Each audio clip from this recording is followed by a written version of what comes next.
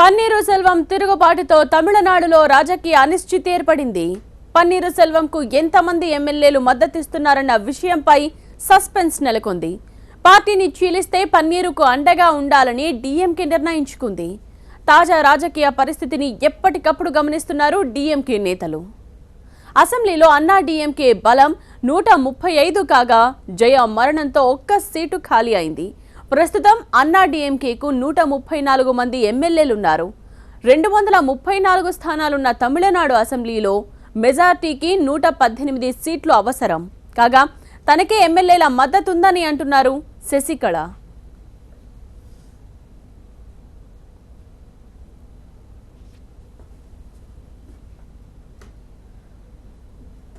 డీఎంకేకు 89 మంది ఎమ్మెల్యేలున్నారు. కాంగ్రెస్తో కలిపి డీఎంకే కూటమి బలం 97, ఇతరులు ఒక్క స్థానంలో గెలిచారు. ఇక పన్నీరు సెల్వం భవిష్యత్తు కార్యాచరణపై అందరి దృష్టి ఉంది. ఆయన నివాసానికి అభిమానులు, కార్యకర్తలు పోటెత్తారు.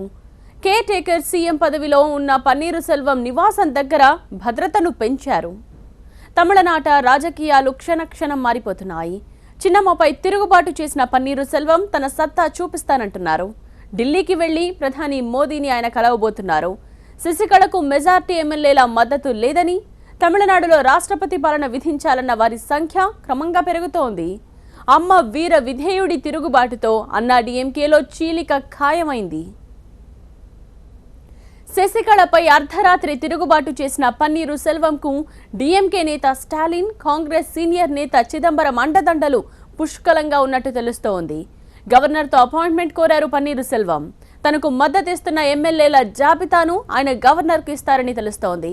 తన బలం ఏంటో అతి త్వరలో తెలుస్తుందని సవాల్ విసిరారు పన్నీరు సెల్వం. పన్నీరు సెల్వం తిరుగుబాటుతో శశికళ క్యాంప్లో కలవరం తీవ్రమైంది. కాసేపట్లో అన్నా డీఎంకే శాసనసభ పక్ష భేటీ జరగనుంది. తనకు 134 మంది ఎమ్మెల్యేల మద్దతుందని అంటున్నారు శశికళ. పార్టీలో ఎలాంటి సంక్షోభం లేదని చెప్తున్నారామె. డీఎంకే నేత స్టాలిన్ అండతోనే పన్నీరు సెల్వం ఇలా మాట్లాడుతున్నారని ఆరోపించారు. పన్నీరు సెల్వం శశికళ టార్గెట్ గా విమర్శలు గుప్పించడంతో చిన్నమ్మ ఆయనపై వేటు వేసింది.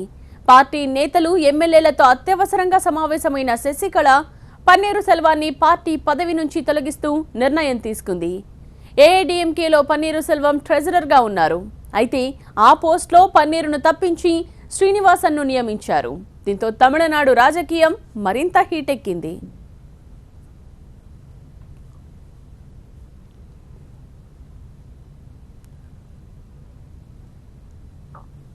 పన్నీరు సెల్వం మాట్లాడిన మాటల్ని మనం ఒక్కసారి గమనిద్దాం. శశికళపై పన్నీరు సెల్వం అసలు ఏమన్నారో చూద్దాం. ఆసుపత్రిలో అమ్మను చూడనివ్వలేదు, అమ్మ దగ్గర శశికళ ఒక్కరే ఉన్నారని పన్నీరు సెల్వం ఇప్పుడు ఆ విషయాలని బయటపెడుతున్నారు. నన్ను అవమానించి రాజీనామా చేయించారని పన్నీరు సెల్వం అంటున్నారు. అన్నా డీఎంకే తిరుగుబాటు నేత పన్నీరు సెల్వంతో మరోవైపు డీఎంకే దోస్తీ కట్టింది. చీలిక వస్తే సెల్వంకు మద్దతు ఇవ్వడానికి డీఎంకే సిద్ధంగా ఉంది. ఇప్పుడు తాజా రాజకీయ పరిణామాలను డీఎంకే ఎప్పటికప్పుడు సమీక్షిస్తోంది. తమిళనాడులో అర్ధరాత్రి హై డ్రామా చోటు చేసుకుంది. ఒకవైపు శశికళ సీఎంగా ప్రమాణ స్వీకారం చేసేందుకు సిద్ధమవుతూ ఉండగా మరోవైపు పన్నీరు సెల్వం నోరు విప్పారు. ఇప్పటి వరకు మౌనంగా ఉన్న ఆయన ఒక్కసారిగా శశికళపై తిరుగుబాటు చేశారు. తనను బలవంతంగా రాజీనామా చేయించారని ఆరోపించారు. దీంతో తమిళనాట రాజకీయాలు ఒక్కసారిగా వేడెక్కాయి.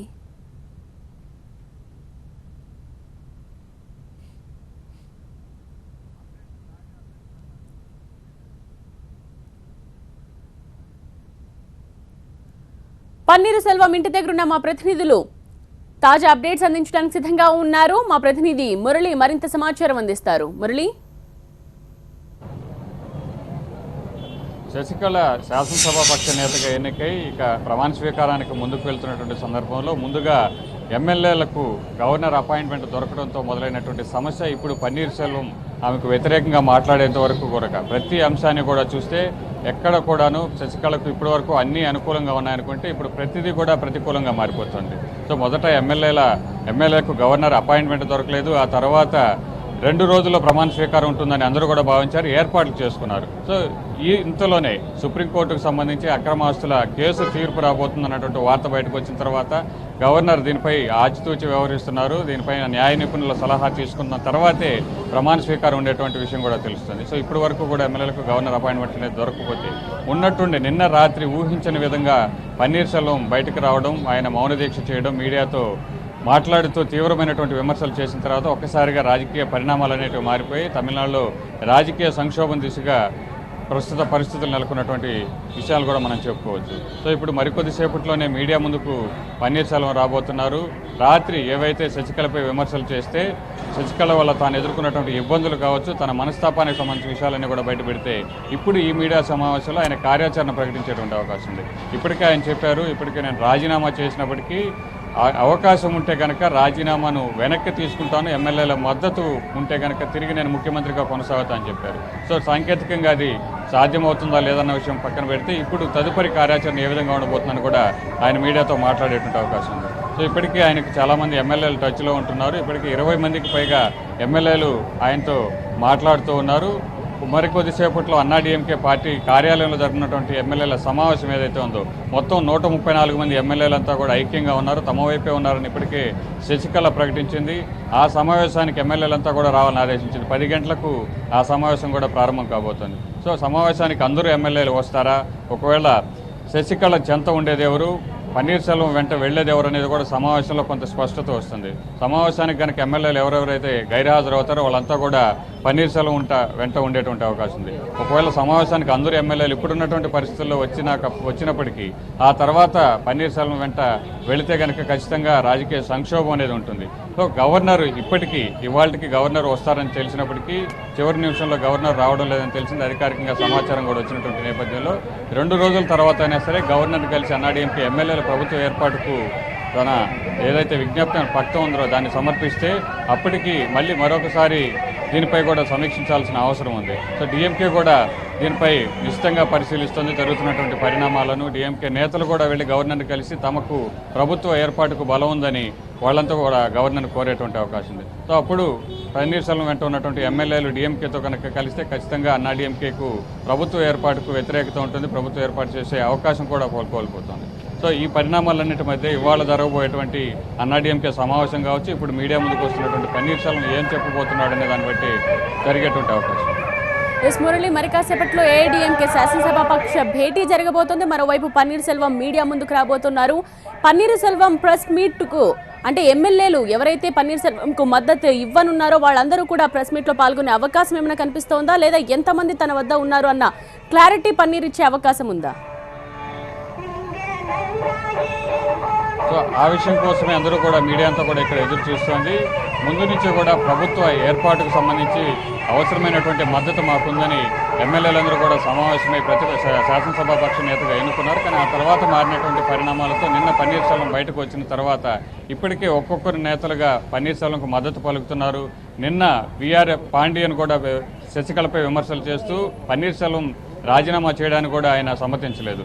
సో రాత్రి పన్నీర్ సెల్వం మీడియాతో మాట్లాడిన తర్వాత రాజ్యసభ సభ్యుడు కూడా ఇంటికి వచ్చి మైత్రేయన్ అన్నటువంటి రాజ్యసభ సభ్యుడు కూడా పన్నీర్ సెల్వం ఇంటికి వచ్చి మద్దతు తెలిపారు. సో ఇలా పన్నీర్ సెల్వంకి మద్దతు తెలిపేటువంటి నేతలు కనుక మరింత పెరిగితే ఎమ్మెల్యేలు కూడా అటు సమావేశానికి వెళ్లకుండా ఇటువైపు రావడం కావచ్చు, ఇప్పటికే టచ్లో ఉన్నటువంటి ఎమ్మెల్యేల జాబితా కావచ్చు, ఇవన్నీ కూడా పన్నీర్ సెల్వం వెల్లడించేటువంటి అవకాశం ఉంది. ఎవరెవరు ఆయనతో వెళ్ళబోతూ ఉన్నారు, శశికళను వ్యతిరేకిస్తూ ఎవరెవరు ఉండబోతున్నారన్న విషయం కొంత క్లారిటీ వచ్చేటువంటి అవకాశం ఉంది. సో ఈ సాయంత్రానికి ఇటు డిఎంకే కూడా పావులు కదుపుతోంది.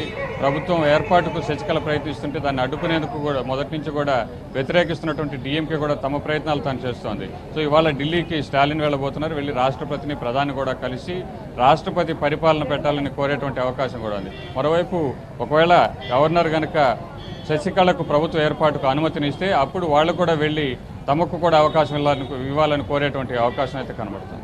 Yes, thank you Murali. అది పన్నీరు సెల్వం నుంచి మా ప్రతినిధి అందించిన అప్డేట్స్.